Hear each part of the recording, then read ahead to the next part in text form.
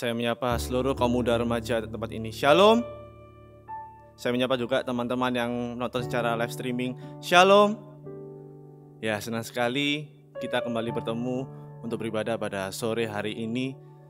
Kita patut bersyukur pada Tuhan karena Tuhan masih memberikan kesempatan pada kita untuk kita masih dapat beribadah di tempat ini. Sebelum itu, mari kita doa yang akan saya pimpin bersama-sama. Mari kita berdoa. Segala puji syukur Bapa, kehadirat Engkau yang telah menyertai sepanjang hidup kami Bapa. Di atas segala permasalahan yang kami hadapi, di atas segala dunia yang semakin tidak kunjung membaik Bapa, atas segala pandemi ataupun apapun itu juga Tuhan. Tapi kami pada sore hari ini kami patut bersyukur padamu Tuhan, karena Engkau masih memberikan kesempatan pada kami untuk kami dapat beribadah. Walaupun secara fisik kami tidak bertemu, tapi kami masih dapat beribadah secara online Bapa. Itu semua tidak mengurangi kuasa-Mu, penyertaan-Mu, perlindungan-Mu terhadap kami. Itu juga semua tidak mengurangi rasa hormat, rasa syukur kami kepada Engkau Tuhan. Maka dari itu Tuhan, segala apa upaya yang telah teman-teman kaum muda di tempat ini upayakan supaya kami dapat beribadah, supaya semuanya itu hanya untuk kemuliaan nama-Mu saja Tuhan. Terima kasih Tuhan Yesus, terima kasih Engkau Allah yang sungguh baik, Engkau yang telah menyelamatkan hidup kami. Kami mau siap untuk memuji memuliakan nama-Mu, beribadah pada sore hari ini. Hanya dalam nama Tuhan Yesus Kristus kami berdoa. Haleluya. Amin. Mari kita angkat suatu pujian. Satu hal yang kurindu.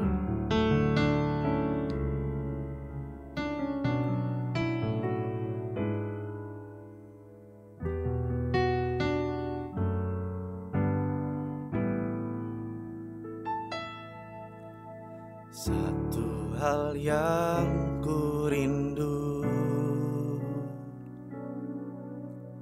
berdiam di dalam rumah-Mu. Satu hal yang kupinta, menikmati bait-Mu Tuhan. Satu hal yang kurindu, satu hal yang kurindu, berdiam di dalam rumah-Mu. Satu hal yang kupinta, menikmati bait-Mu Tuhan. Mari kita nyanyikan bersama-sama. Lebih baik satu hari di pelataran-Mu daripada 1000 hari di tempat lain. Memuji-Mu Tuhan, menyembah-Mu, memuji-Mu, menyembah-Mu. Kau Allah yang hidup dan menikmati semua kemurahan-Mu. Kita nyanyikan lebih sungguh-sungguh, kita nyanyikan dari awal. Satu hal yang kurindu. Terima kasih Tuhan. Satu hal yang kurindu, berdiam di dalam rumah-Mu. Satu hal yang kupinta, menikmati bait-Mu Tuhan. Lebih baik satu hari pelataran-Mu.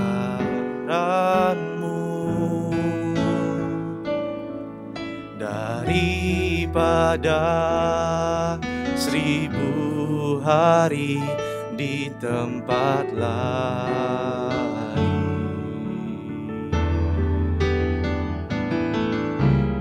memuji-Mu, menyembah-Mu, Kau Allah yang hidup, dan menikmati semua kemurahan-Mu.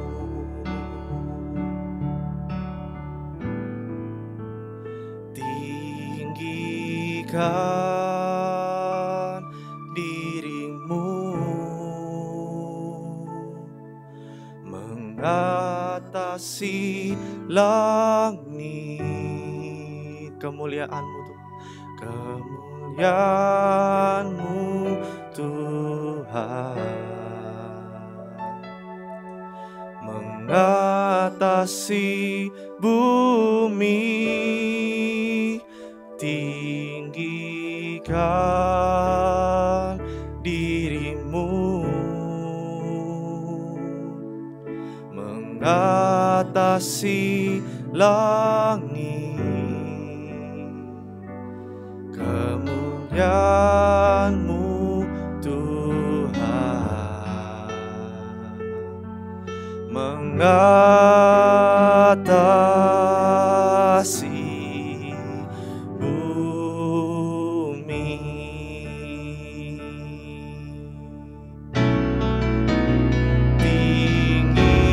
Tinggikan diri-Mu mengatasi langit. Kebesaran-Mu Tuhan mengatasi bumi. Tinggikan diri-Mu mengatasi langit. Kemuliaan-Mu Tuhan, kemuliaan-Mu Tuhan, kemuliaan-Mu Tuhan, kemuliaan-Mu Tuhan, mengatasi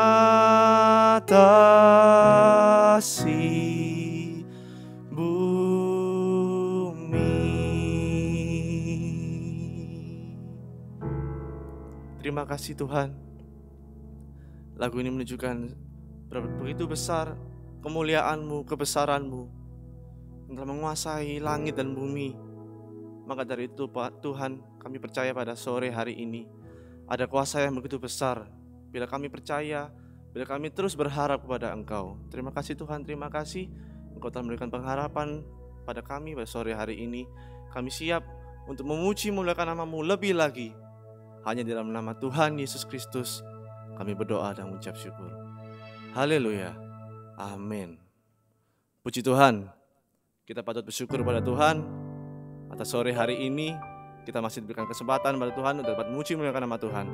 Kita mau lebih semangat lagi untuk memuji memuliakan nama Tuhan. Saya undang teman-teman yang berada di rumah di layar kaca boleh dapat pakai berdiri. Teman-teman yang di gereja juga dapat pakai berdiri. Kita nyanyikan bersama-sama. Besarlah Tuhan. Karena hanya Tuhan sajalah yang besar. Haleluya. Besarlah Tuhan dan layak dipuji. Besarlah namanya, kekallah kuasanya. Aman berlindung dalam naungannya. Dia Allah bagi kita, di pihak kita. Terpujilah Tuhan, terbukti kuasa. Dia telah menunjukkan kasih-Nya pada kita, sebab Tuhan telah bangkit menyayangi kita. Terpujilah Tuhan, terpuji namanya, Yesus Allah perkasa. Puji Tuhan. Kita nyanyikan lagu dari awal dengan penuh semangat. Besarlah nama Tuhan, besarlah Tuhan dan layak dipuji. Besarlah namanya, puji Tuhan. Kekallah kuasa-Nya, aman berlindung dalam naungan-Nya. Dia Allah bagi kita, di pihak kita. Terpujilah Tuhan, terbukti kuasa-Nya. Dia telah menunjukkan kasih-Nya pada kita, sebab Tuhan telah bangkit menyayangi kita. Terpujilah Tuhan, terpuji namanya, Yesus Allah perkasa. Terpujilah Tuhan, terpujilah Tuhan, terbukti kuasa-Nya. Dia telah menunjukkan kasih-Nya pada kita, sebab Tuhan telah bangkit menyayangi kita. Terpujilah Tuhan, terpuji namanya, Yesus Allah perkasa. Sekali lagi, terpujilah Tuhan, terbukti kuasa-Nya.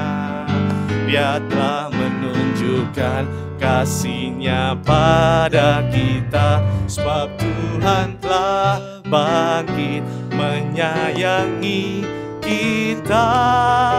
Terpujilah Tuhan, terpuji namanya, Yesus Allah perkasa. Terpujilah Tuhan, terpujilah Tuhan, terpuji namanya, Yesus Allah perkasa. Yesus Allah perkasa, Yesus Allah perkasa, Yesus Allah perkasa, Yesus Allah perkasa.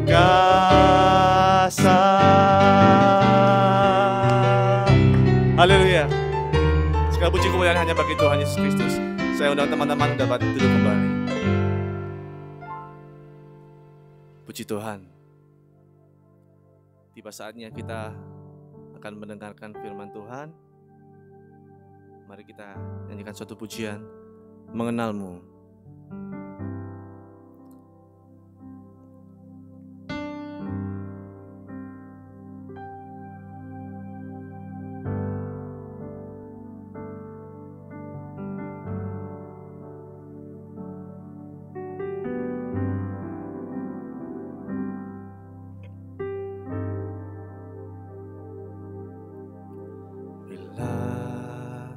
Ku buka mataku dan lihat wajah-Mu, ku terkagum bila ku lihat hidupku dan karya tangan-Mu. Ku tersanjung karena semua yang baik dalam hidupku, itulah karya-Mu. Kau beri kesempatan yang baru, dan ku ingin mengenal-Mu Tuhan lebih dalam dari semua yang ku kenal. Tiada kasih yang melebihi Engkau Tuhan, dan kasih yang melebihi-Mu. Ku ada untuk menjadi penyembah-Mu. Kita nyanyikan lagu ini dari awal sebagai bentuk rasa terima kasih kita kepada Tuhan. Ku buka mataku dan lihat wajah-Mu. Ku terkagum bila ku lihat hidupku dan karya tangan-Mu. Ku tersanjung karena semua yang baik dalam hidupku. Itulah karya-Mu. Kau beri kesempatan yang baru. Aku ingin mengenal-Mu Tuhan, lebih dalam dari semua yang ku kenal. Tiada kasih yang melebihi-Mu. Ku ada untuk menjadi penyembah-Mu, dan ku ingin mengenal-Mu Tuhan, lebih dalam dari semua yang ku kenal. Tiada kasih yang melebihi-Mu. Ku ada untuk menjadi penyembah-Mu.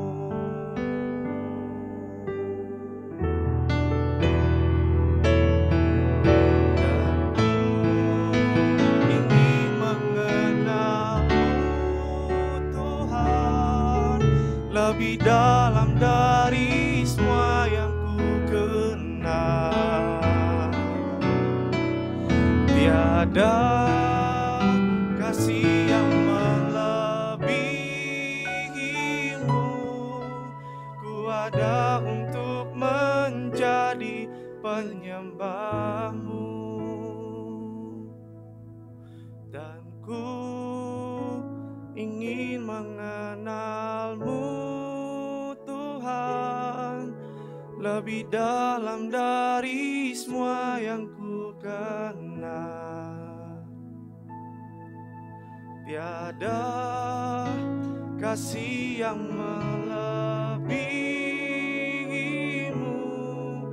Ku ada untuk menjadi penyembah-Mu. Ku ada untuk menjadi penyembah-Mu. Ku ada untuk menjadi penyembah-Mu. Ku ada untuk menjadi penyembah-Mu.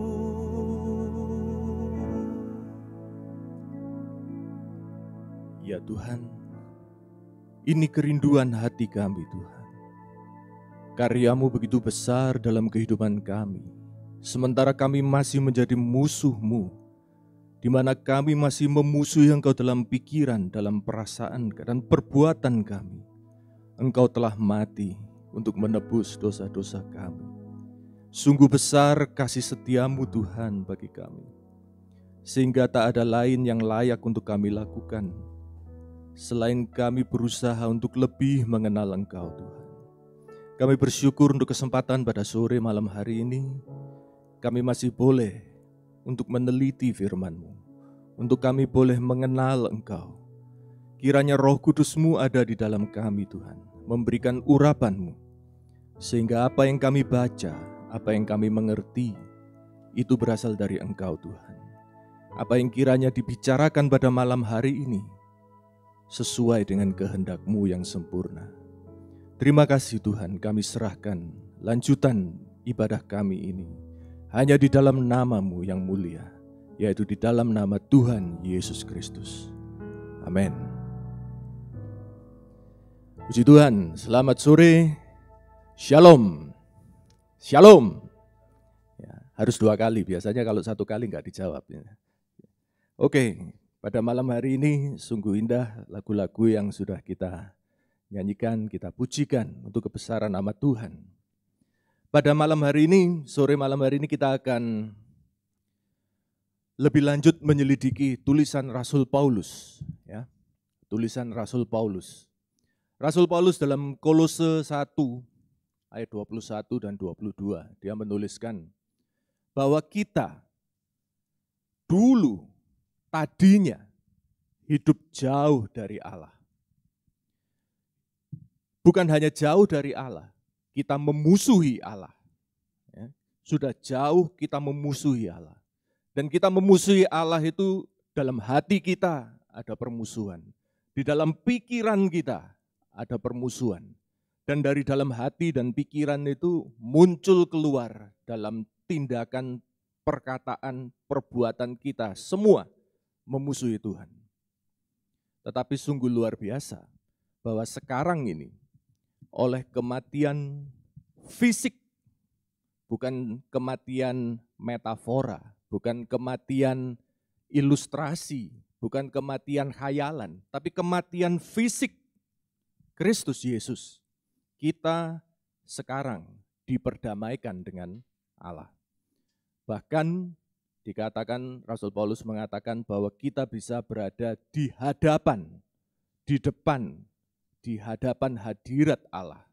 Ya, tidak lagi jauh, tidak lagi bermusuhan, tapi sekarang dekat, sangat dekat di hadapan Allah. Ya, ini sungguh luar biasa, sesuatu yang tidak pernah terpikirkan oleh manusia, bahwa orang yang tidak mengenal Allah, yang memusuhi Allah, sekarang bisa ikut menyanyi seperti Mazmur yang kita nyanyikan tadi. Lebih baik 1 hari di pelataranmu daripada 1000 hari di tempat lain. Dulu cuman Daud yang bisa nyanyi itu. Dulu cuman orang Israel yang berhak untuk menyanyikan itu. Tetapi kita sekarang oleh kasih kemurahan Tuhan, melalui kematian fisik Yesus Kristus, kita boleh juga hadir di hadapan Allah dan ikut bicara dan ikut mengatakan, lebih baik 1 hari di sini daripada di tempat lain. Ya, tetapi mungkin belum semua kita yang sekarang saat ini mendengarkan, yang saat ini melihat mengikuti firman Tuhan ini, ibadah ini, yang sudah mengambil sikap terhadap Yesus Kristus. Ya, kita semua pada satu titik, pada satu saat akan dipertanyakan pada hal ini. Apa yang akan engkau berbuat mengenai Yesus Kristus? Bagaimana tanggapanmu terhadap Yesus Kristus? Ya. Mungkin selama ini kita merasa, oh saya dari kecil orang Kristen. Papa mama saya Kristen, keluarga saya semua Kristen, dan saya lahir mulai kecil ikut sekolah minggu sampai sekarang saya juga Kristen. Tetapi apakah saudara sudah sempat, sudah pernah untuk secara pribadi engkau mengatakan pada Yesus bahwa engkau Yesus, engkau Tuhan, Juru Selamatku? Harus ada, momen-momen semacam ini harus ada. Ya, karena kita mengikut Kristus bukan karena orang tua kita mengikut Kristus, tetapi karena kita sendiri harus mengambil keputusan untuk mengikut Kristus. Mungkin saudara bukan orang Kristen, mungkin saudara orang luar yang ya mungkin pernah mendengar tentang Kristus, pernah tahu. Ya. Saat ini, malam ini adalah kesempatan bagi saudara. Mungkin ada keadaan-keadaan tertentu, ada tragedi-tragedi tertentu, mungkin ada penyakit, ada kesulitan, kesusahan yang mendorong saudara untuk mencari Tuhan. Malam ini waktunya saudara memberi kesempatan bagi Yesus untuk masuk dalam hati saudara. Ya. Jika memang saudara ingin untuk menerima Yesus, saudara bisa berdoa. Yesus, aku percaya Engkau Tuhan dan Juru Selamat. Aku percaya Engkau telah datang, Engkau telah mati, bangkit dan naik ke surga. Bahwa Engkau telah menebus dosa-dosaku. Dan aku percaya Engkau sebagai Tuhan dan Juru Selamatku. Dan kalau saudara membutuhkan bantuan atau apapun mengenai kehidupan Kristen saudara, mungkin saudara dapat menghubungi nomor yang akan ditampilkan ini. Anda dapat menghubungi, Anda tuliskan nama, Anda tuliskan usia saudara, dan Anda tuliskan, saya membutuhkan bantuan. Dan bantuan apa yang saudara butuhkan, tulis saja. Ya, kita akan berusaha untuk menolong saudara. Kenapa saya bicarakan ini di depan? Karena apa saya mendesak saudara untuk terima Kristus sekarang? Karena apa yang akan kita bahas selanjutnya ini doesn't make sense kalau kita belum menerima Kristus. Ya. Yang selanjutnya ini hanya untuk mereka yang sudah menerima Kristus. What next? Apa selanjutnya? Ya. Karena begini saudara, kita yang tadinya jauh, tadi dikatakan oleh Kolose, bahwa kita sekarang ada di hadapan Allah. Nah, ini bukan hal yang sembarangan. Kalau kita jauh, kita mungkin bisa seenaknya sendiri. Ya, tetapi kita diseret di hadapan Allah sekarang. Apa yang akan kita lakukan di hadapan Allah ini? Memang banyak yang bisa kita nikmati di hadapan Allah ini. Ada berkat, ada sukacita, ada perhatian Tuhan, perlindungan Tuhan. Semua bagi mereka yang ada di hadapan Allah ini. Tetapi ada sesuatu yang perlu kita perhatikan jika kita mau berada di hadapan Allah. Kalau kita secara manusia aja, kita berada di hadapan orang lain. Kita berada di hadapan siapa? Misalnya guru kita di sekolah. Kita berada di hadapan guru kita sekolah, apakah sama dengan kalau kita berhadapan dengan orang tua di rumah? Atau kalau kita sedang sendirian? Tentunya beda. Kalau kita di sekolah, guru sedang mengajar, tentunya kita diharapkan duduk dengan tenang, siap mendengar, membuka buku, mencatat. Ini yang diharapkan oleh guru waktu kita berada di hadapan guru. Kalau kita sedang sama pacar kita misalnya, bagaimana sikap kita di depan dia? Pusatkan perhatian, ya toh. Kalau kita makan malam bersama, gitu ya, tentunya saya duduk di sini. Istri saya, dulu pacar saya, duduk di depan saya, makan sambil ngobrol. Ya. Ini sikap yang diharapkan. Waktu pacar saya melihat saya, dia ingin melihat saya sedang konsentrasi ke dia. Bayangkan kalau sedang makan gini, kita makan terus ada cewek lewat di sebelah sana, saya noleh. Wow, oke. Wow, ya, pemandangan alam. Makhluk Tuhan yang paling ya. Kemudian ada lagi yang lewat di sebelah sana, noleh lagi ke sana. Pacar saya melihat saya, kamu ini niat apa enggak ada di hadapan saya ini? Ya. Seberapa komit kamu terhadap saya? Ya. Jadi ada standar-standar tertentu yang diharapkan bagi kita. Waktu kita berada di hadapan Tuhan, apa yang diharapkan Tuhan? Apa yang ingin Dia lihat dalam diri kita waktu kita sedang ada di hadapan Tuhan ini. Ya. Karena kita tadinya jauh, sekarang dekat. Di hadapan Allah. Ya. Nah, sebetulnya di Kolose dia sudah membahas dalam ayat yang kita singgung tadi. Tetapi Paulus lebih jelas membahas ini dalam Roma 12 ayat 1. Kita akan baca bersama-sama. Roma 12 ayat 1. Kata orang ini adalah ayat 1 dan 2 ini adalah ayat yang paling mantep, ayat yang paling berpengaruh. Ada yang bilang ini ayat yang paling penting dalam Alkitab. Ya, ekstrim sekali. Ya, mungkin bukan yang paling penting, tapi ya ini memang ayat yang sangat berbobot, yang sangat perlu kita pelajari. Ya, kita baca bersama Roma 12 ayat 1. Silakan. Roma 12 ayat yang pertama. Karena itu, saudara-saudara, demi kemurahan Allah aku menasihatkan kamu. Ya. Demi kemurahan Allah, karena Allah sudah begitu baik, dan karena kebaikan Allah itu, Karena kita yang tadinya mati dalam dosa sekarang sudah hidup dalam Kristus. Karena kita yang musuh Allah sekarang sudah menjadi keluarga Allah. Karena kita yang tadinya jauh dibawa mendekat kepada Allah. Karena semua kebaikan, karena semua kemurahan Allah itu, aku menasihatkan kamu supaya kamu mempersembahkan tubuhmu sebagai persembahan yang hidup. Persembahan yang hidup. Kemudian yang kudus, dan yang berkenan kepada Allah. Itu adalah ibadahmu yang sejati.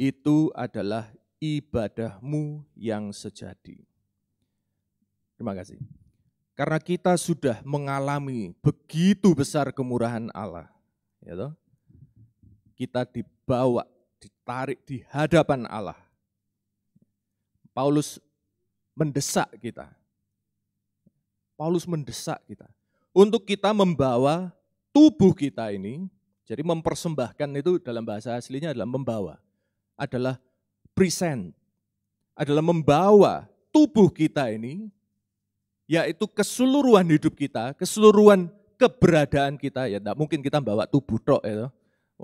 Tuhan ini tubuhku tapi rohnya tidak ada. Tidak mungkin.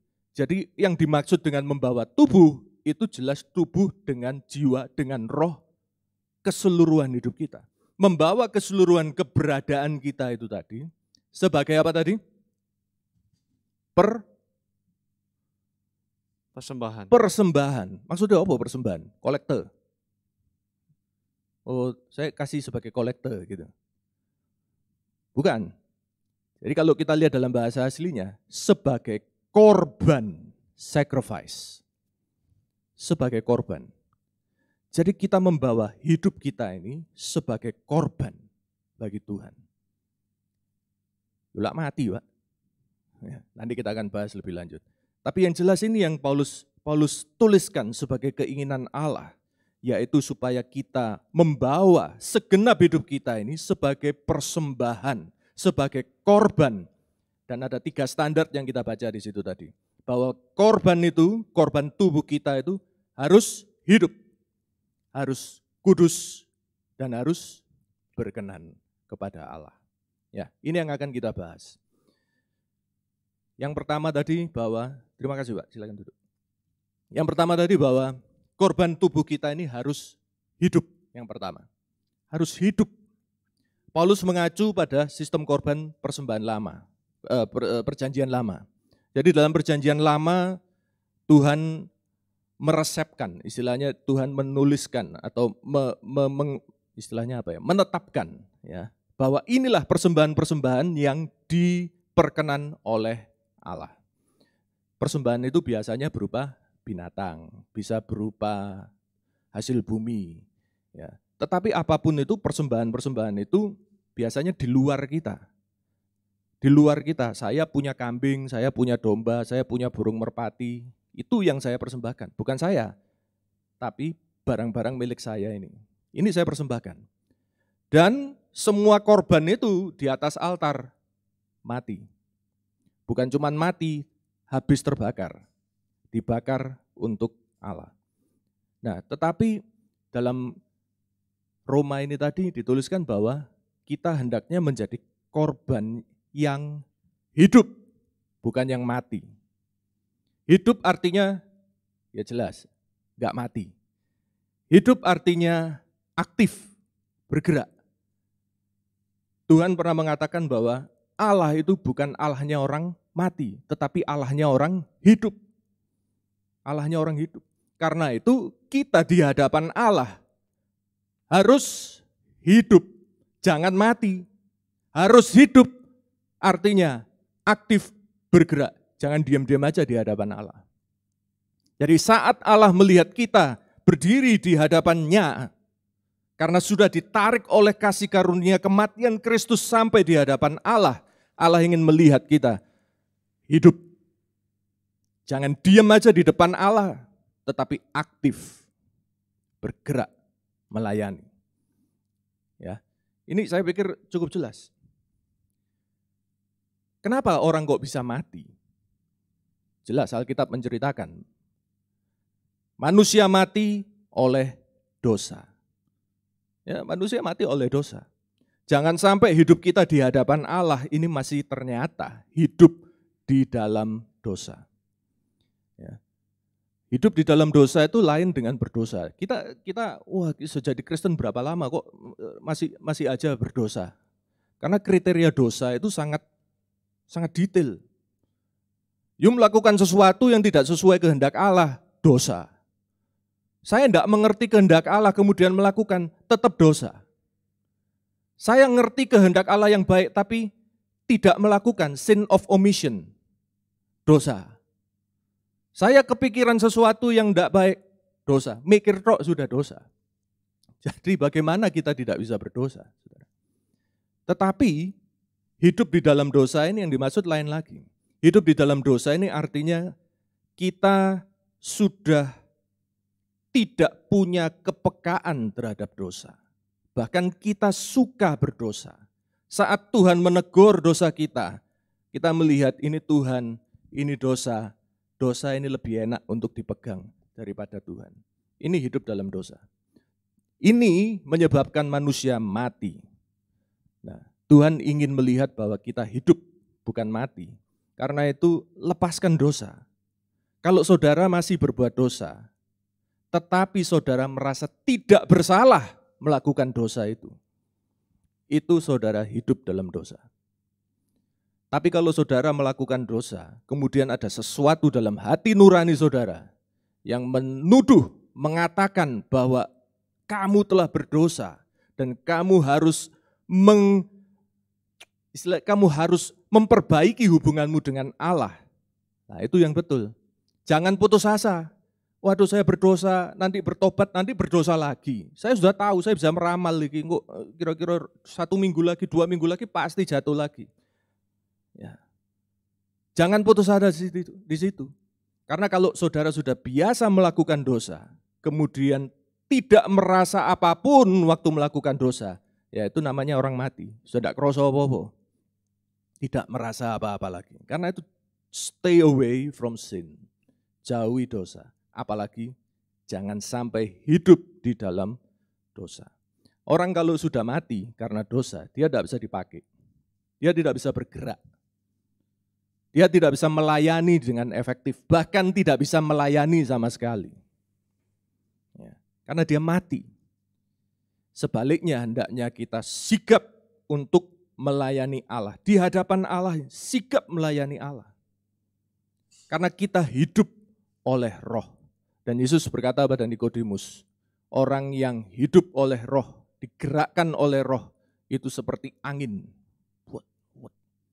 Kamu bisa merasakan dia bergerak, tapi tidak tahu dari mana dia datang, tidak tahu kemana dia pergi.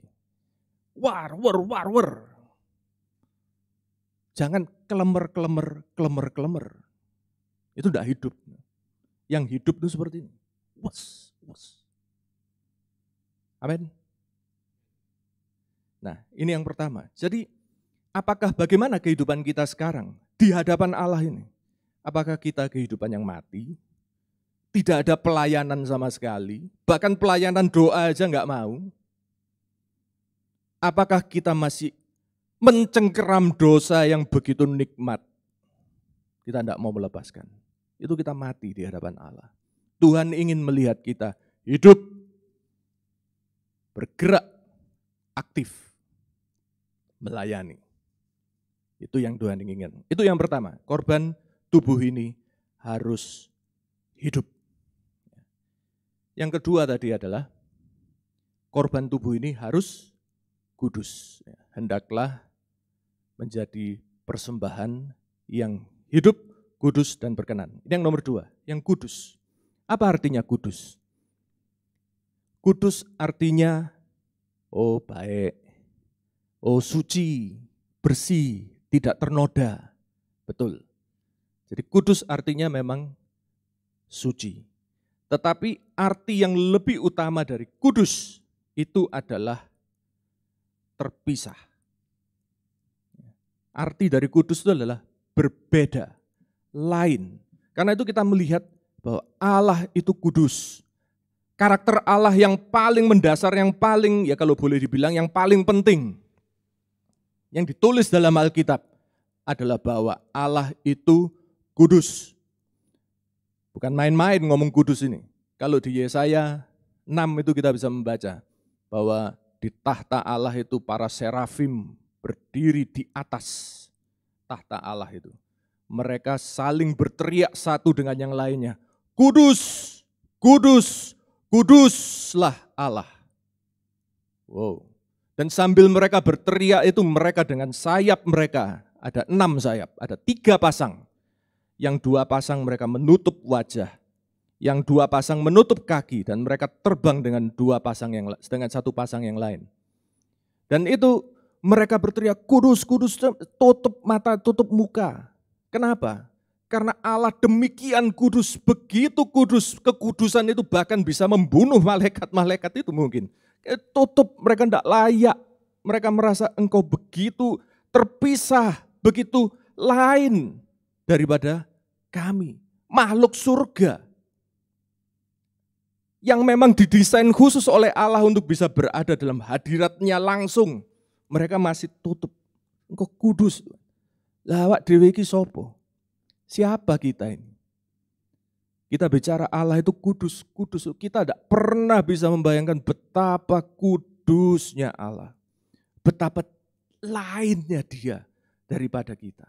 Beda banget. Tetapi aneh. Allah yang begitu kudus, begitu lain. Dia memerintahkan kepada kita. 1 Petrus 1 ayat 15 dan 16. Coba.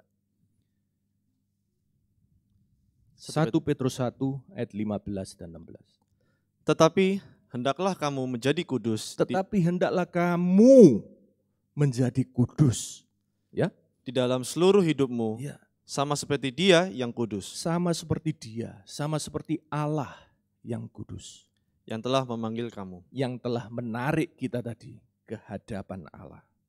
Sebab ada tertulis, kuduslah kamu. Kuduslah kamu. Sebab aku kudus. Aku kudus. Ya, ini konsekuensinya kalau kita ditarik dari keadaan di luar sana, ditarik sampai ke hadapan Allah. Allah ingin agar kita kudus.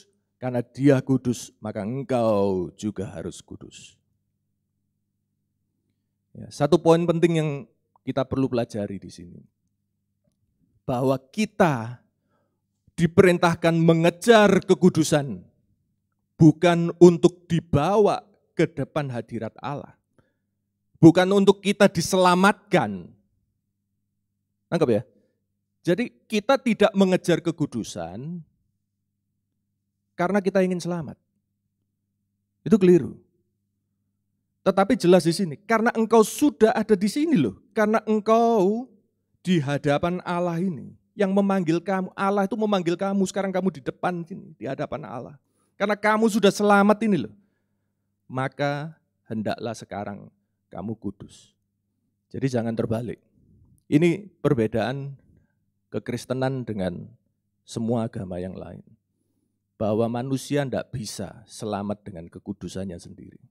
Bahwa manusia kekudusannya hanya seperti kain kotor. Tidak ada artinya di hadapan Allah yang begitu lain. Tetapi kita sekarang diperintahkan untuk kudus. Itu adalah respon kita yang seharusnya. Karena memang kita sekarang sudah ada di hadapan Allah.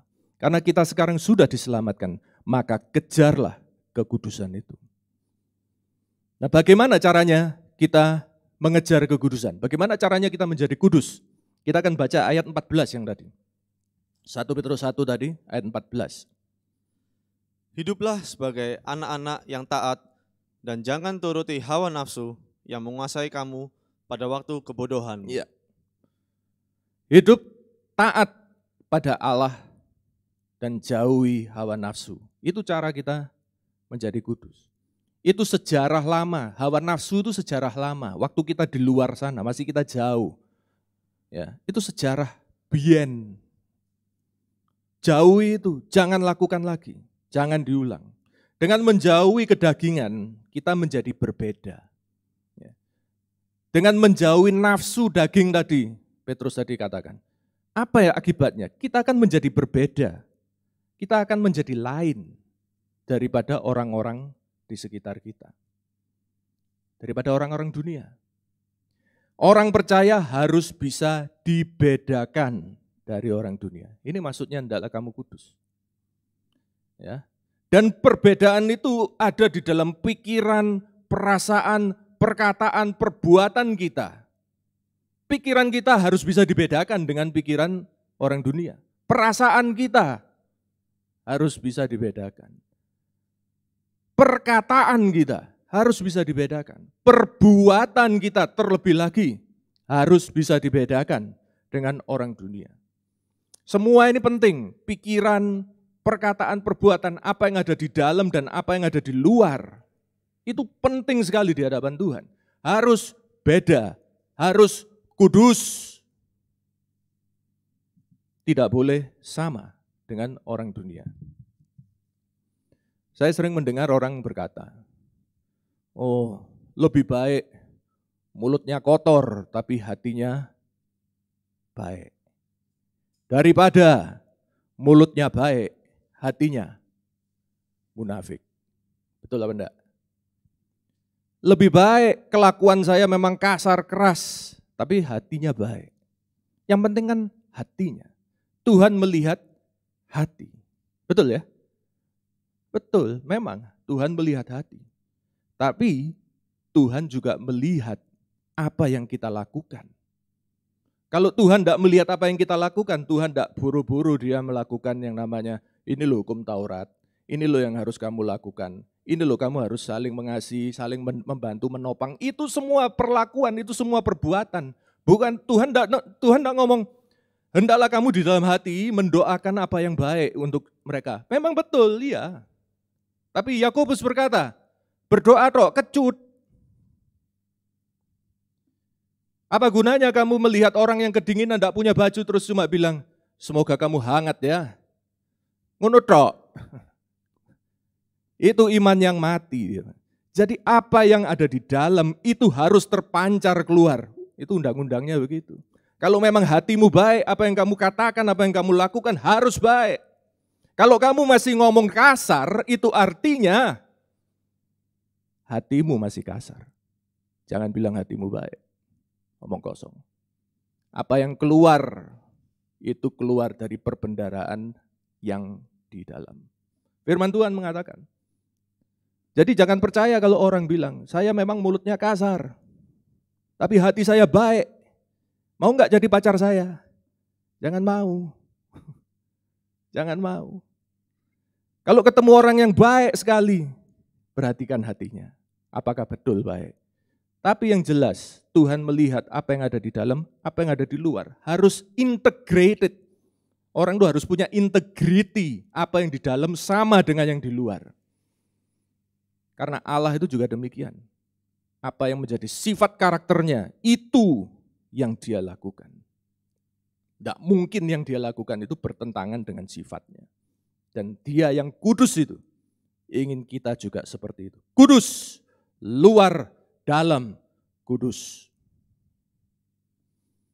Dalam Roma 12 ayat 2, lanjutannya yang tadi. Di situ Paulus bicara, janganlah kamu menjadi serupa dengan dunia ini. Serupa. Serupa ini artinya apa?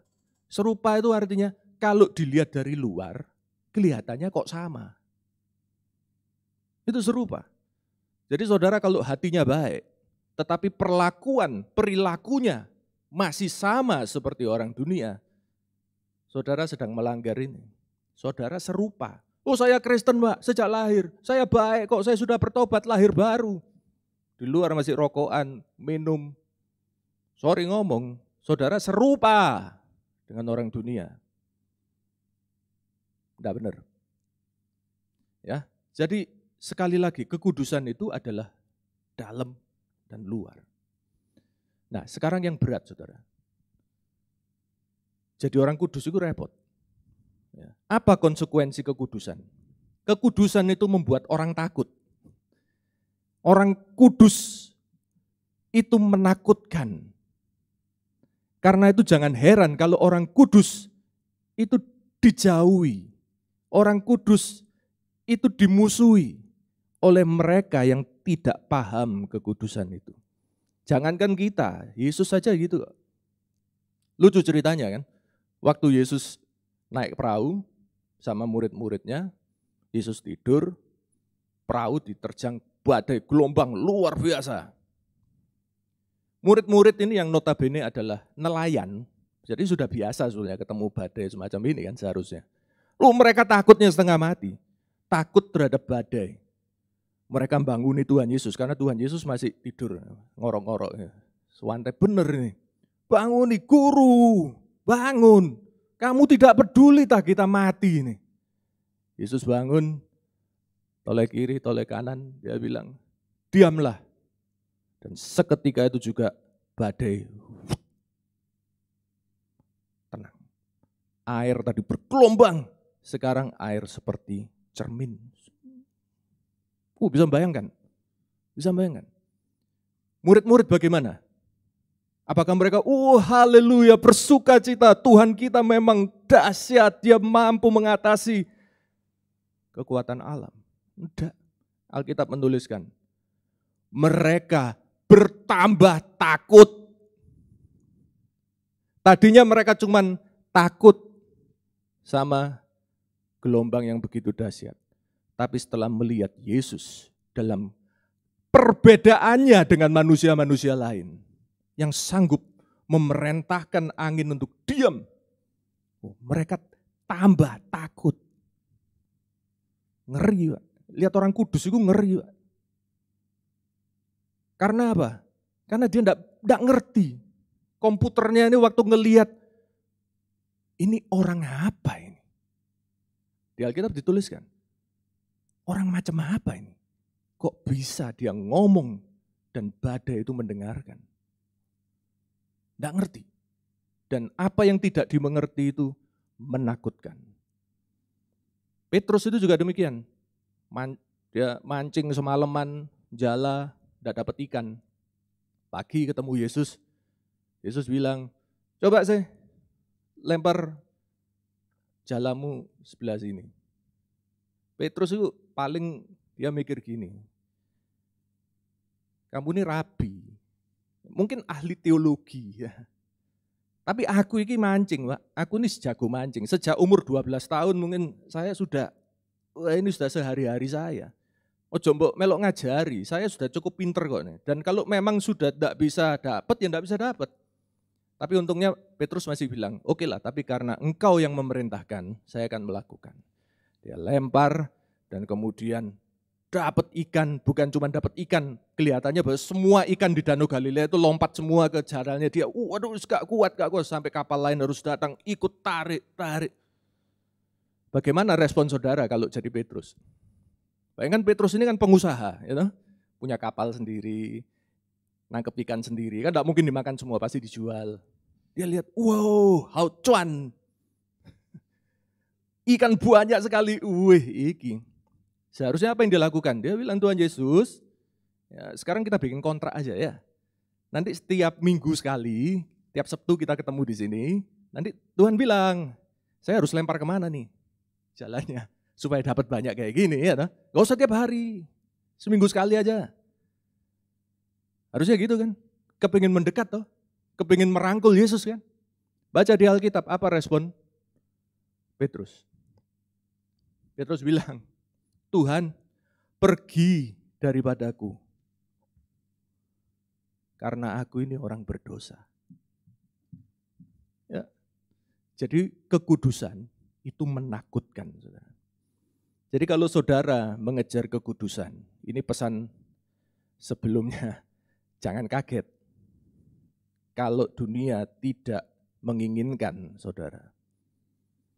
Dunia tidak senang dengan orang kudus, karena orang kudus itu beda. Orang kudus itu tidak bisa dimengerti. Bagaimana mungkin kamu setiap pagi menghabiskan waktu untuk merenung firman Allah?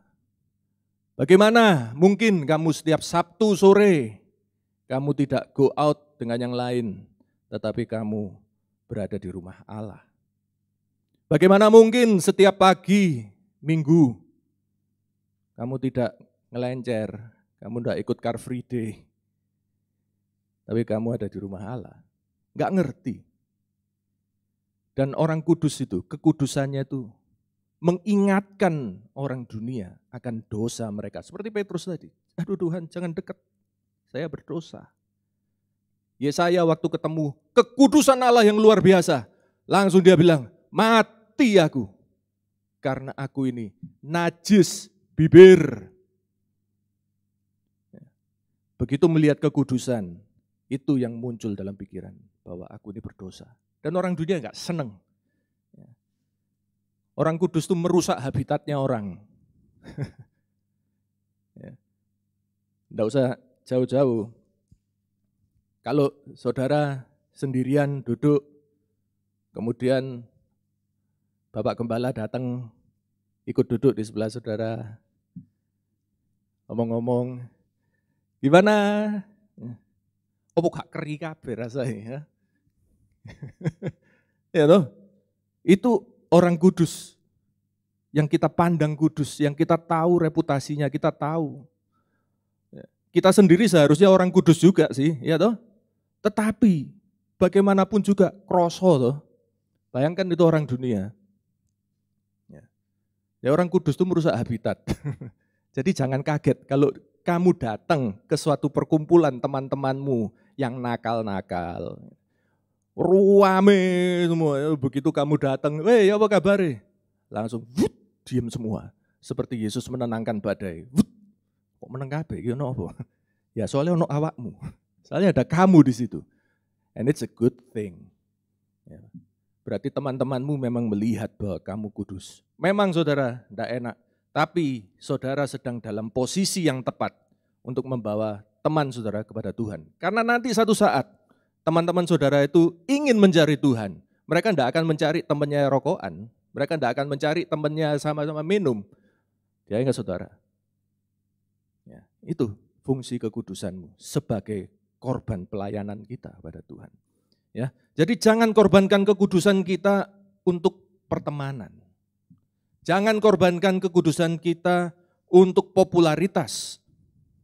Sebaliknya, maju dalam kekudusan. Kadang kita terhambat oleh ikatan-ikatan. Ya, ikatan kebiasaan yang berdosa. Ya, ada beberapa ikatan yang spontan rontok waktu kita menerima Yesus. Oh ada. Puji Tuhan sekali.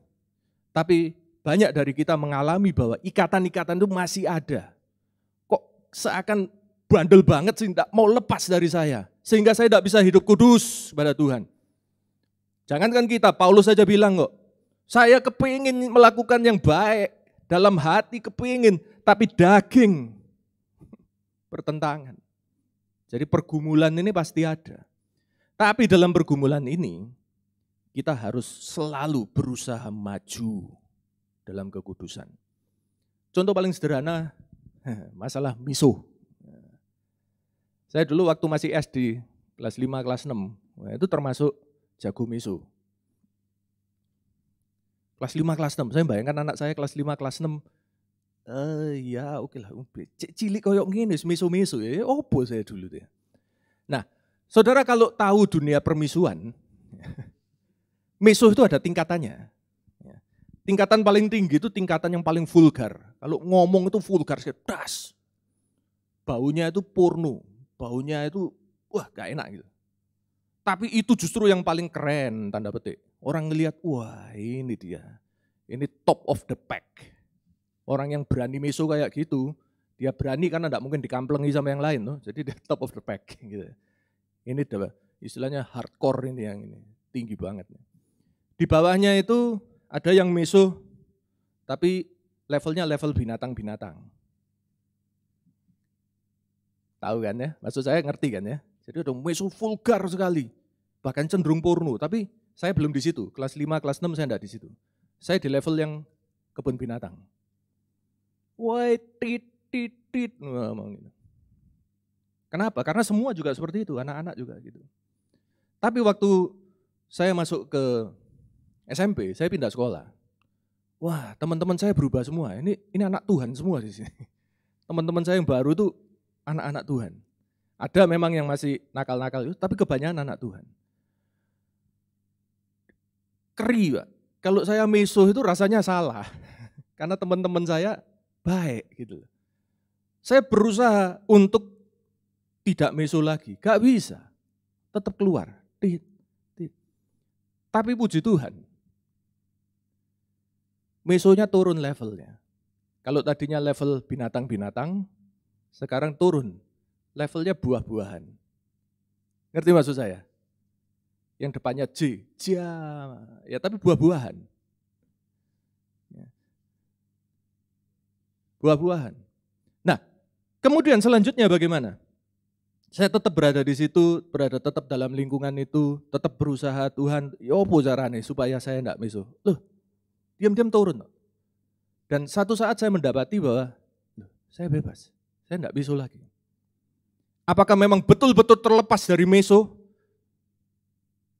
Ya enggak juga. Sekali waktu, kalau memang sedang cuengkel banget, das keluar juga lah dia. Ya. Tetapi saya boleh mengatakan, mungkin setahun sekali. Mungkin. Apakah saya sudah berhasil? Tadi buktinya masih bisa keluar, tetapi kita mengejar kekudusan itu. Mungkin tidak bisa sekali potong langsung tuntas, tetapi paling tidak kita bertumbuh dalam kekudusan itu. Saudara merasa ini tidak pantas untuk dilakukan, ini tidak kudus di hadapan Allah. Coba kurangi, berdoa, Roh Kudus berikan kekuatan untuk saya bisa mengatasi ini. Dan pasti bisa. Pasti bisa. Jangan menyerah. Ada yang orang sudah putus asa. Ya wis aku pancen ngene iki, saya begini ini. Lebih baik saya meso daripada hati dongkol. Kemudian meledos satu waktu. Enggak saudara, enggak kayak gitu. Alkitab gak ono kayak ngono. Ya, kudus di luar dan di dalam kita. Ya, jadi saat Allah melihat kita, apa yang ingin dia lihat? Dia ingin melihat kehidupan kita kudus, beda, lain dengan dunia, tetapi sama seperti Allah. Kudus di dalam, kudus di luar. Kudus di dalam memancarkan kekudusan Allah di luar. Dan kita tidak putus asa di dalam dosa, kita mengejar kehidupan yang kudus. Yang terakhir, yang ketiga, korban tubuh ini harus berkenan kepada Allah. Ya. Allah yang kudus memiliki standar yang tinggi, enggak sembarangan, kehendak yang sempurna. Kita enggak bisa sembarangan melayani Allah yang seperti ini. Memang dia Bapa, memang dia istilahnya hubungan antara Bapa dan kita anak, sangat dekat. Tapi jangan lupa bahwa Bapa ini Raja. Kita sering lupa ini, kita ngomong, oh ya Bapakku, ini Bapa, ya memang. Tapi jangan lupa, ini Raja. Bapak kita ini Raja, punya standar yang tinggi. Gagal memenuhi standar ini, gagal mengerti kehendaknya, itu akibatnya bisa fatal. Oh itu kan perjanjian lama Pak, oh perjanjian baru juga. Ananias dan Safira, mati tidak ada. Karena apa? Karena dia berdusta pada Roh Kudus. Dia pikir itu biasa. Dia berdusta kepada kekudusan Allah. Tidak main-main. Dalam perjanjian lama kita kenal ceritanya Uza bin Abinadab. Dia ikut mengiring peti perjanjian. Peti perjanjian itu mau dibawa oleh Daud ke Yerusalem dari Kiryat Yearim. Ditaruh di atas pedati. Ditarik oleh lembu. Uza berjalan di sebelahnya. Tiba-tiba pada satu titik, lembunya selip. Lembu bisa selip, orang naik mobil selip gini, oke lah ya. Lembu selip, gini. Mungkin dia jalan terlalu cepat ngerem, kemudian ngepot gitu ya. Dan kelihatannya tabut ini mau jatuh ke tanah. Uza dalam refleksnya dia berpikir, mungkin ya, dia berpikir, wah kalau tabut ini jatuh, maka kekudusan Allah dalam tahtanya ini, tabut ini kan tahtanya Allah. Dan tabut ini akan ternoda, karena itu dia mengulurkan tangan, dia pegang. Dan seketika itu juga, langit terbuka. Terdengar suara dari langit. Usa, terima kasih. Seperti itu. Terima kasih Usa, kau telah melindungi kekudusanku. Apa seperti itu? Enggak, saudara. Apa yang terjadi? Das, mati. Semua orang melihat itu bengong, kaget. Ya ampun. Daud ngelihat itu langsung mandek dan dia marah. Tapi selain marah dia juga takut. Dan karena itu dia berhenti, tidak lanjutkan.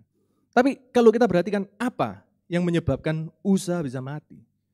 Orang tadi kan bilang, loh hatinya kan baik. Dia punya motivasi yang tulus, mencegah. Tapi apa kesalahan Usa?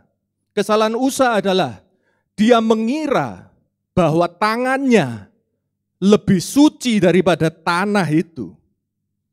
Dia pikir kalau tabut itu jatuh kena tanah, tabut ini menjadi kotor, menjadi najis. Dia tidak tahu bahwa tangannya lebih najis dari itu. Tuhan lebih prefer, itu jatuh. Kenapa? Tuhan dari awal sudah menjelaskan dalam kitab Kejadian, dalam kitab Bilangan, Keluaran, tabut itu jangan disentuh. Kalau disentuh mati. Kalau ngangkat tabut itu pakai tongkat, jangan ditaruh-taruh sembarangan, pakai tongkat diangkat orang. Kalau tabut itu mau berjalan harus ditutup. Ini semua tidak dilakukan. Jadi kenapa Usa mati?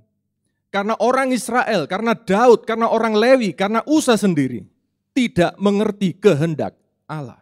Tidak mengerti standar Allah yang sudah dijelaskan oleh Musa.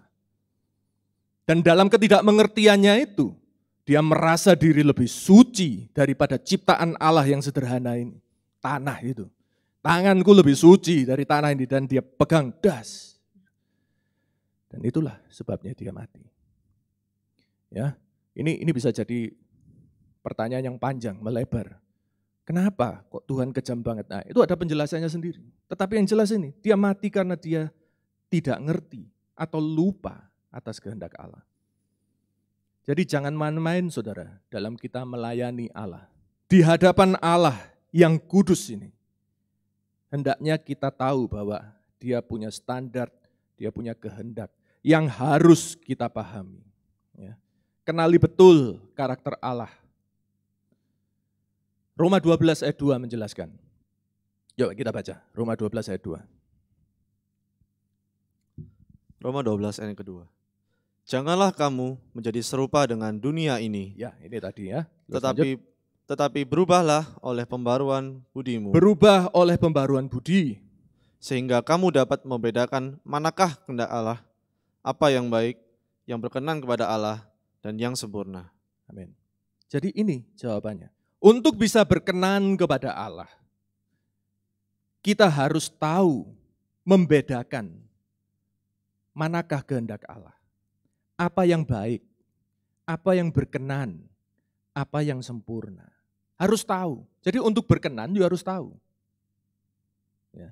Dan untuk tahu ini dimulai dengan perubahan hidup kita. Ya. Dalam Alkitab bahasa asli yang dipakai adalah metamorfosis. Harus berubah hidup. Dan perubahan hidup itu diawali oleh perubahan budi.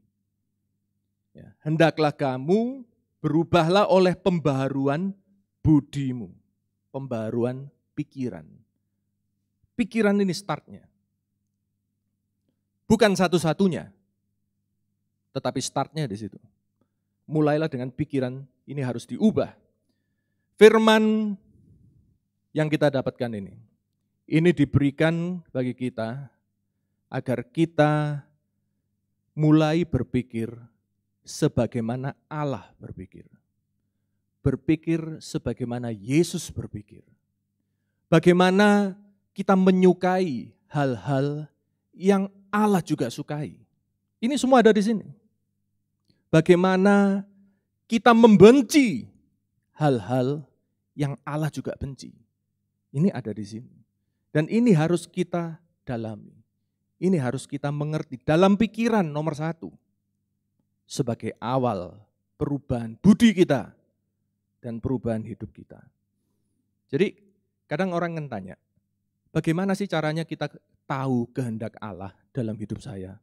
Apakah saya harus melanjutkan pacaran sama si A?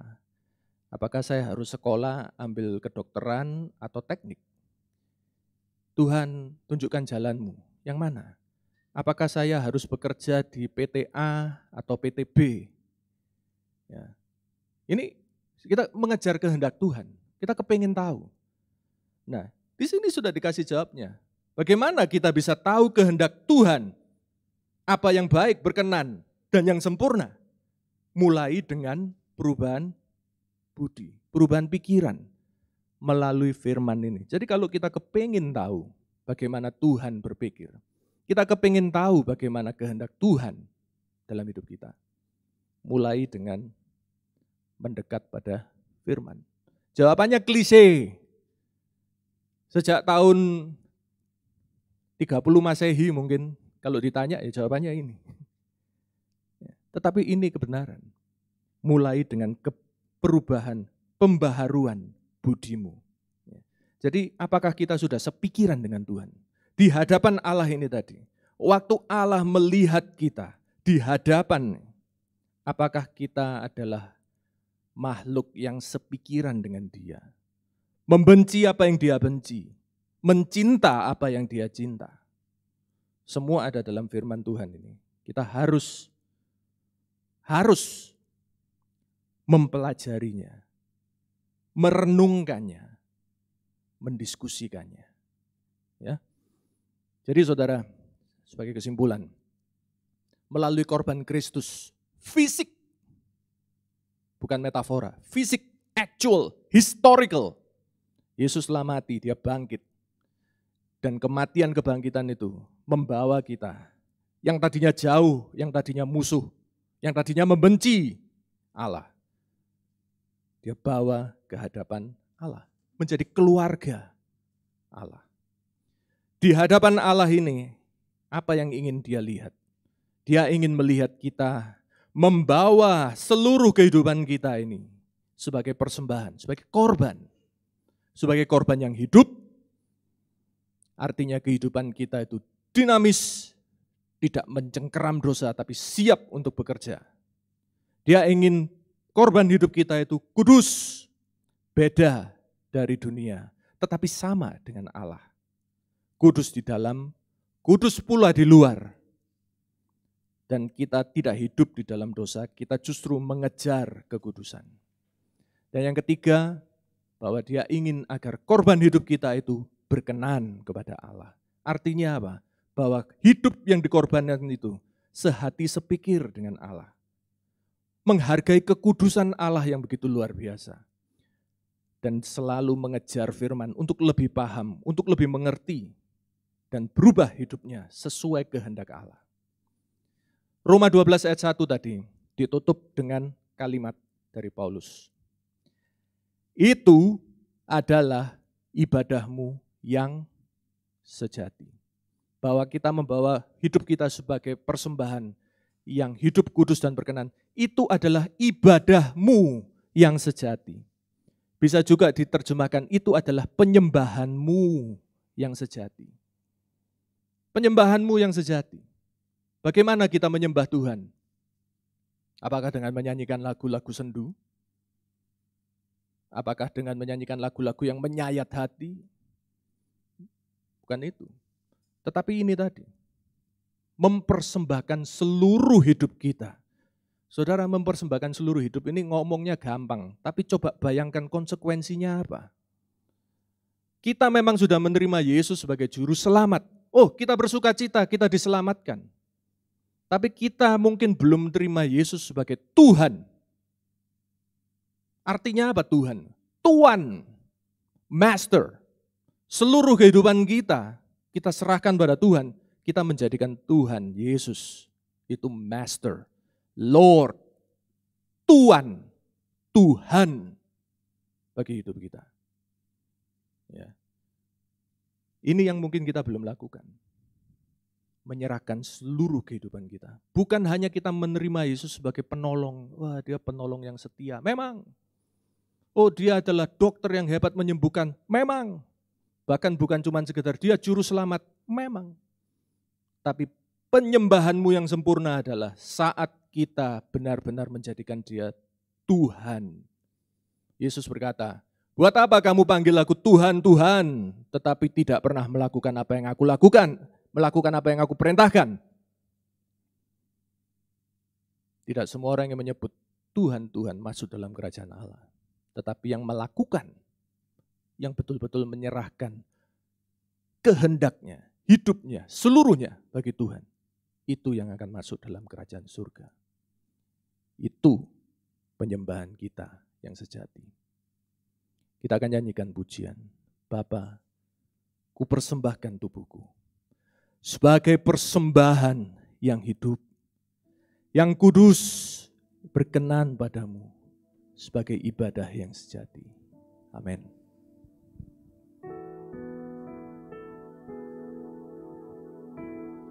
Bapa, ku persembahkan tubuhku sebagai persembahan yang hidup, kudus, dan yang berkenan padamu, sebagai ibadah yang sejati. Ku sembah Kau Tuhan, ku sembah Kau Tuhan, ku sembah Kau Tuhan, ku serahkan hidupku kepadamu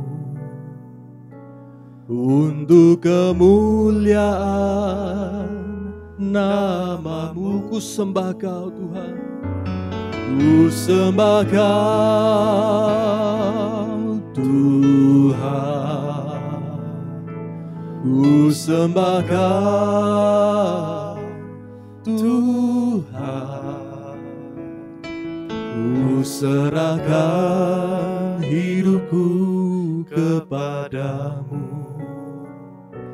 untuk kemuliaan nama-Mu. Saudara, tadi di awal kita memberikan kesempatan bagi yang ingin menerima Yesus sebagai juru selamat, yang rindu diselamatkan dari hidupnya yang sia-sia penuh dosa. Tapi saudara, saat ini kesempatan bagi kita. Serahkan hidupmu seluruhannya sebagai satu korban yang hidup, kudus, berkenan kepada Allah. Itu adalah ibadahmu yang sejati, yaitu saat engkau menerima Yesus sebagai Tuhan, sebagai Tuan, sebagai Master of your life. Kita akan nyanyikan pujian ini lagi. Sementara kita menyerahkan hidup kita. Tidak mudah saudara. Tetapi ini yang sewajarnya kita lakukan. Yang selayaknya kita lakukan. Yang seharusnya kita lakukan. Bapa, ku persembahkan tubuhku sebagai persembahan yang hidup, kudus, dan yang berkenan padamu, sebagai ibadah yang sejati. Ku sembah Engkau Tuhan, ku sembah Kau Tuhan, ku sembah Kau Tuhan, ku serahkan hidupku kepadamu untuk kemuliaan nama-Mu. Ku sembah Engkau Tuhan, ku sembah Kau Tuhan, ku sembah Kau Tuhan, Ku serahkan hidupku kepadamu untuk kemuliaan nama-Mu. Tuhan, kami rindu untuk membawa seluruh hidup kami sebagai persembahan yang hidup, yang kudus, yang berkenan. Ampuni kami Tuhan, bila selama ini kami tidak menerima Engkau sebagai Tuhan kami. Kami cukup puas Engkau sebagai juru selamat kami. Kami cukup puas Engkau sebagai penolong sumber kekuatan kami menghadapi segala hal. Tetapi kami tidak meninggikan Engkau sebagai Tuhan. Kami tidak menguduskan Engkau dalam hati kami sebagai Tuhan. Kami masih bertindak sesuai keinginan kami sendiri. Kami memelihara kedagingan kami Tuhan. Sehingga di hadapan-Mu tidak layak kami ini Tuhan. Ya Tuhan. Ampuni kami Tuhan.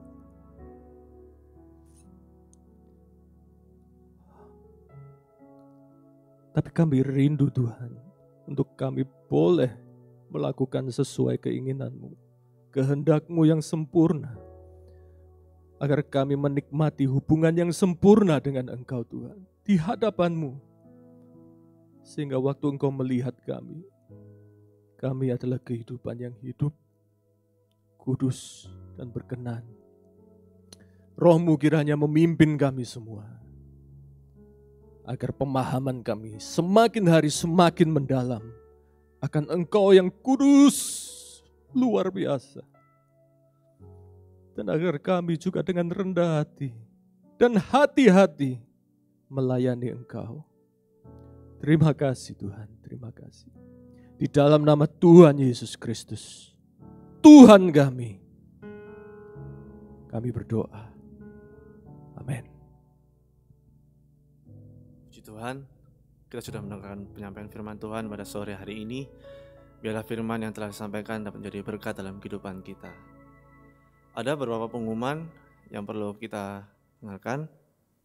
Yang pertama adalah untuk ibadah di minggu depan dengan tema Kadosh, Living a Holy Life, yang akan dibawakan oleh Bapak Yakub Haryanto pada tanggal Sabtu 20 Juni jam 17.30. Baik, untuk pengumuman yang kedua, ada beberapa pokok doa yang teman-teman bisa saksikan di layar kaca teman-teman masing-masing. Ya, teman-teman bisa mendoakan supaya untuk kebaikan gereja kita. Yang ketiga, pokok doa ini dapat diakses setiap hari Sabtu di story IG DTK kita, yaitu di @DTK_GKGA. Untuk pengumuman selanjutnya, ya bagi teman-teman yang merasa terberkati melalui ibadah Kaum Muda ini dan rindu untuk menyalurkan persembahan, dapat ditransfer dengan rekening atas nama Laurencia Bernadette Yokung dengan rekening BCA 863-036-7949. Tuhan Yesus memberkati. Oke, selesai sudah ibadah kita pada sore hari ini. Saya undang teman-teman untuk dapat bangkit berdiri. Kita akan doa berkat yang akan disampaikan oleh Ko Arnold. Kita akan berdoa, mengucap syukur untuk perpanjangan usia saudara-saudara kita. Bobi Kodrat, tanggal 9 Juni. Esa Christian, juga 9 Juni. Tirsa Mangitung, 12 Juni. Sevanya Vincentia, tanggal 12 Juni. Juga Linggar Seto Aji, tanggal 13 Juni. Ya, kita bersama masuk dalam doa. Syukur, terima kasih Tuhan, karena Engkau begitu baik dalam kehidupan kami. Syukur karena Engkau telah menebus dosa-dosa kami. Syukur karena Engkau telah menjadikan kami anggota keluarga-Mu, ya Allah. Kami bersyukur untuk semua kebaikan-Mu. Dan saat ini kami bersyukur untuk kesempatan yang kembali Engkau berikan bagi kami. Di tengah-tengah keadaan yang serba tidak menentu ini. Tetapi Engkau telah berbaik hati, bermurah hati. Kami tetap boleh bersekutu dalam nama-Mu Tuhan. Dan saat ini Tuhan, kami juga bersyukur untuk perpanjangan usia yang telah Engkau berikan bagi saudara-saudara kami, Saudara Bobby, Saudara Esa, Saudari Tirsa, Sevanya, juga Linggar. Tuhan, kami berdoa, berkat-Mu yang sempurna turun atas mereka dan keluarga mereka. Dalam segala hal Engkau menyertai mereka, sehingga apapun yang mereka perbuat berhasil di dalam nama-Mu Tuhan. Kami bersyukur dan kami turut bersukacita dengan mereka. Kami berdoa Tuhan untuk kegiatan-kegiatan dalam gereja ini, kiranya Engkau tetap beserta dengan kami. Kami serahkan semuanya yang telah direncanakan maupun yang akan jalan semuanya. Kami serahkan di dalam tangan-Mu Tuhan. Pemilik dari gereja ini, kami serahkan semua. Kami berdoa untuk bangsa dan keluarga, bangsa dan negara kami Tuhan. Kiranya Engkau menyertai para pemimpin kami. Engkau berikan hikmat akal budi pada mereka, menavigasi negara yang besar ini. Selamat sampai keluar dari krisis yang telah Kau tetapkan untuk terjadi ini. Kami berdoa bimbingan-Mu atas mereka. Kami berdoa bimbingan-Mu atas setiap kami Tuhan, dalam segi-segi kehidupan yang telah Engkau percayakan bagi kami. Kiranya nama-Mu dipermuliakan dalam segala tindakan kami Tuhan. Terima kasih Tuhan, dan saat ini hamba-Mu memohonkan berkat bagi kami sekalian yang mendengarkan, bagi kami sekalian yang mengikuti ibadah ini. Kiranya berkat Tuhan, kasih dari Allah Bapa, pengorbanan dari Yesus Kristus yang menyelamatkan, dan penyertaan dari Roh Kudus disertai penghiburan dan pimpinannya, beserta dengan kami sekalian, mulai saat ini sampai Maranatha Engkau datang kembali. Dalam nama Tuhan Yesus Kristus kami sudah berdoa. Amin. Selamat malam.